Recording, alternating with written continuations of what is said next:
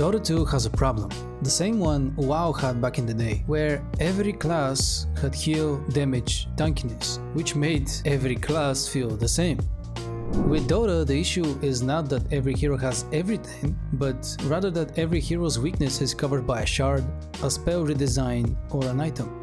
For example, with Pudge, you should be punished for missing a hook, but most of the times you're not, because Rod has what seems like infinite range. Zeus was the burst of damage himself, but was really vulnerable as the hero was slow, and being out of position was absolutely deadly, while now he just jumps. Witch Doctor always had the ability to solo a core, but was really susceptible to bursts and stuns, as he did not have any protection. Welcome to 4 seconds of invulnerability that does a lot of damage. Sniper, who usually was hard countered by heroes that jumped on him, has a spell and Hurricane Pike to keep the distance. This is just to name a few.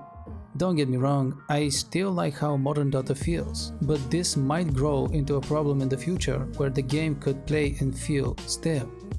You cannot solo carry efficiently anymore, as trying to get pickoffs while following a farming pattern costs too much. Even killing a support will have you pop BKB, Manta, your ultimate. You always need a team to cover your ass while you're ganking, as every fight turns into a brawl, because killing a support takes a lot of time, which is not a bad thing per se, but you really have to be on the same page with the random players you encounter in your team for it to work out smoothly, making solo queuing even more difficult.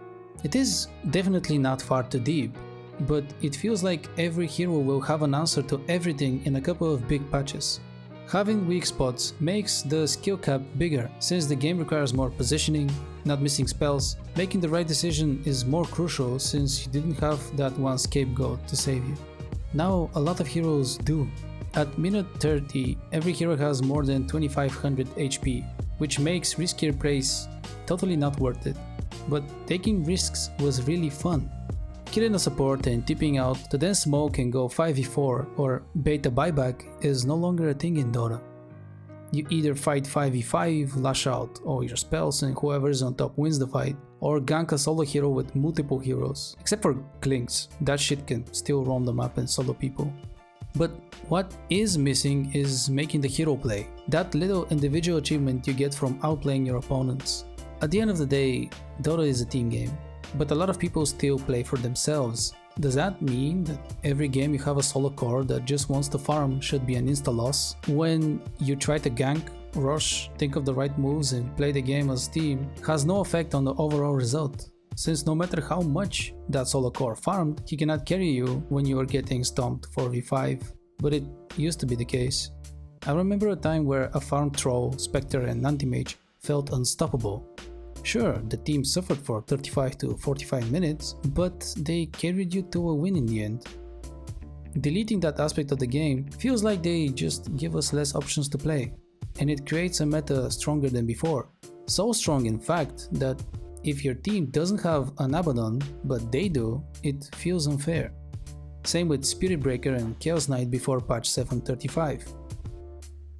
I hope they find a way to make different strategies viable again. Farming as a carry also takes a lot of skill, but if that skill is useless 80% of the time, it sucks. It feels like you're doing everything right, but at the end you lose anyways. Plus, it might bring us Miracle Anti-Mage back. What do you think Dota needs?